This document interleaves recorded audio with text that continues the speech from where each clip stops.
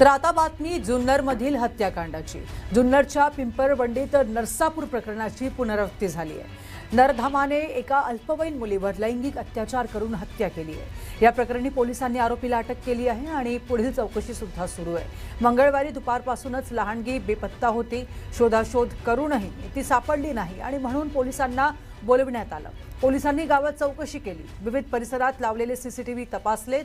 आश्चर्य म्हणजे पोलीस तपास करत असताना नराधम आरोपी सोबतच होता, म्हणजेच तो पोलिसांना मदत करत होता त्या मुलीला शोधण्यासाठी। एका सीसीटीव्हीत आरोपी सायकल चालवताना दिसला आणि पोलिसांचा संशय बळगावला।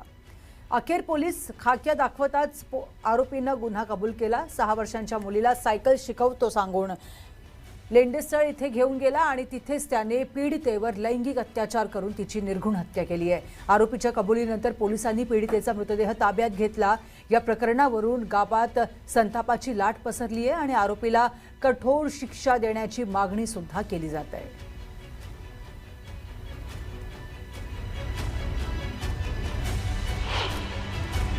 अतिशय दुर्दैवी घटना आहे आणि जे कोणी ही घटना केली असेल त्या नराधमाला फाशीची शिक्षा व्हावी ही आमच्या पिंपळवंडीकरांची आवर्जून मागणी आहे।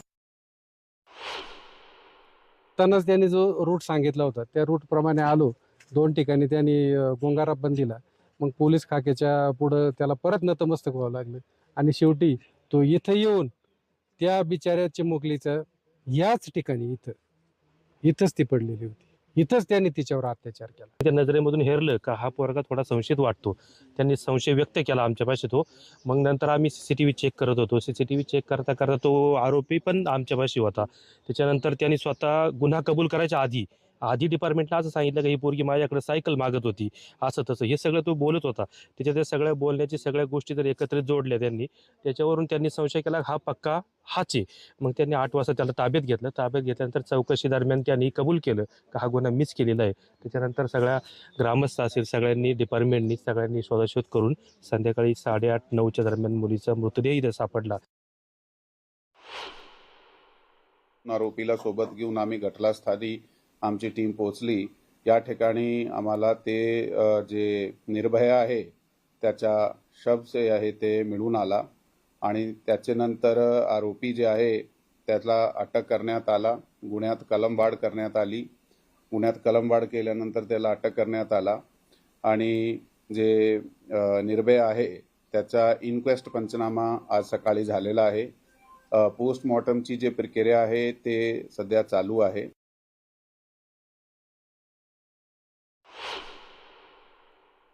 तर कायदा व सुव्यवस्थेची परिस्थिती आपल्या या महाराष्ट्रामध्ये किती हालाखीची झाली हे कुठे ना कुठेतरी त्या ठिकाणी सिद्ध होतं।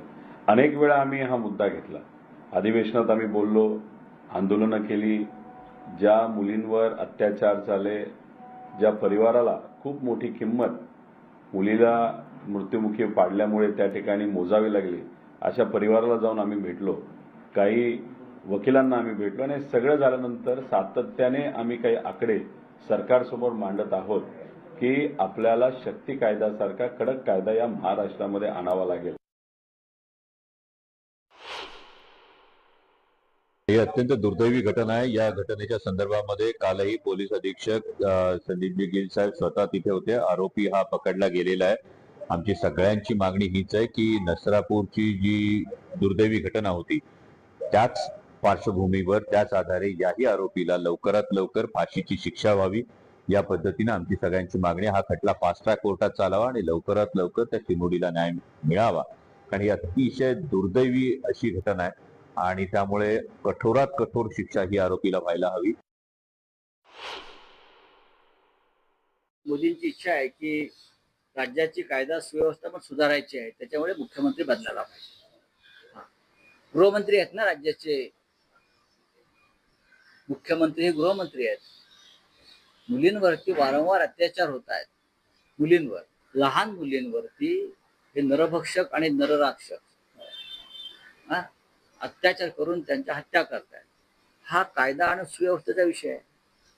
याविषयी सुद्धा वैद्य साहेबांनी बोलायला पाहिजे किंवा महाराष्ट्राची जी सेवा सुरू आहे देवेंद्रजीकडून, त्या सेवेमध्ये या लहान मुलींचं रक्षण येत नाही का?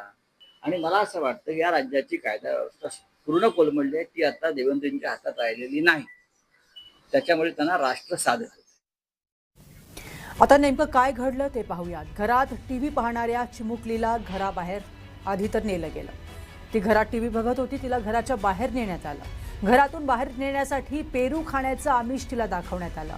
सायकल शिकवण्याच्या बहाण्याने उसाच्या शेतात तिला नेलं गेलं. शेतात बलात्कार करून नंतर चिमुकलीची निर्घुण हत्या करण्यात आली आहे. 8 ते 10 तास मुलगी सापडत नाही म्हणून नातेवाईक पोलिसांकडे गेलेत. पोलिसांनी पिंपळवंडी गावातील सीसीटीव्ही तपासणी सुरू केली. पोलिसांच्या तपासावेळी नराधम पोलिसांसोबत फिरतच होता. सीसीटीव्हीत दिसणाऱ्या सायकलवाल्यावर पोलिसांना संशय आला. सायकलवाला मीच असल्याचं नराधमाने पोलिसांना सांगितलं. संशय आल्याने पोलिसांनी पांग्या उर्फ साहिल खैरेला ताब्यात घेतलं. पोलिसांनी त्यांना चांगला दट्ट्या पडताच नराधमाने काळ्या कृत्याची कबुली दिली.